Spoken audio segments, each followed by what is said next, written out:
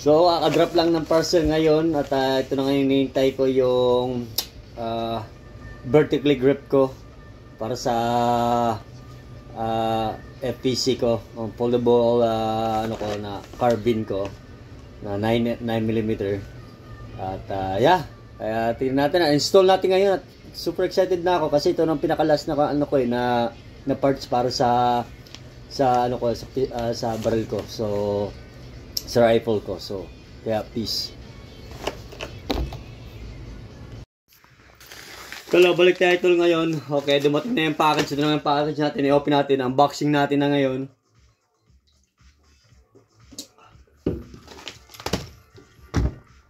So, double check itong rifle ko pala. Okay. There's no magazine. It's empty. Actually, I took my magazine out. But, you know what? I'm gonna put it back. Everything is clear here, bud. Okay. So, ngayon, lagay ko ngayon to. I'm just gonna, this is my last part ng ng rifle ko. So, kasama ng, meron siyang instructions, merong small mini ziplock bag roon. Nakalagay yung itong bolts and nuts rito. Ayun, bala ko ngayon to ilagay rito. And set this up right there. Like that. And yes, I'm all set to go. But I gotta have to install it first. Install ko muna to dito, and then pag install ko na, ipakita ko, and then let you guys know like what's the additions, like mga parts ng rifle ko, ng FPC ko, and then yeah. We'll check it out later. Papakita ko sa inyo. At yeah, balik-balik ako mamaya. Okay, talo. Balik tayo. This is it. This is the whole the whole set. Holy shit. The whole setup that I have. I built it myself. Okay, parts by parts. Nung dumating tong yung rifle ko, bare lang to, hindi nakasuot to, walang damit. Ngayon binihisan ko siya ngayon at maganda na siya, di ba? This is it.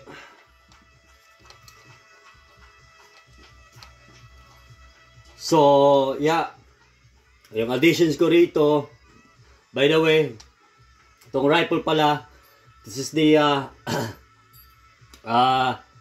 9mm carbine to na FPC, foldable carbine. Itong Smith & Wesson Smith & Wesson na FPC. And yeah, I can't wait to use this on the range. Hindi ako makapaghintay na may tatlong kasama tong magazine. At saka may sa butt stock niya, may lagayan pa ng magazine, dalawa, isa rito. And then the additions that I put it on, the first time I bought, yung additions ko nilagay, itong Holosun na to, HS515 CM na to, itong Holosun na to, at Shake Awake, solar panel, may 6 MA dot to, at 10 MOA dot as well, dalawang klase to. At meron siyang circle, tsaka merong red dot sa gitna. At yes, you can open that up, but you can open these lids sa lens, pero hindi ko na binubuksan niya kasi kung bakit, hindi na kailangan kasi malinis naman. Ayaw ko masira ang lens eh.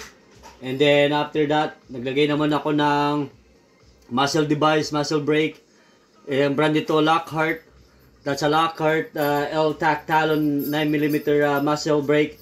1/2 by 28 thread siya. And ngayon, naglagay naman ako ng panibago. Ito yung Magpul M-Lock vertical grip. Okay? So, yeah.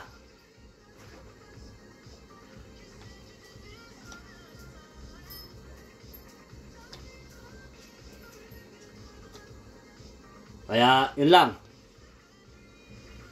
Kumpleto na ako, kaya can't wait gagamitin to sa range, and maybe on March or April. You know what? Range natin dito ngayon mukhang malamig pa, tsaka maraming snow. So mga sa spring, I think spring, and then I'll try try ko siya ulit, and let's see what happened. How it looks. Man, she's beautiful, bro. So yeah, that's that.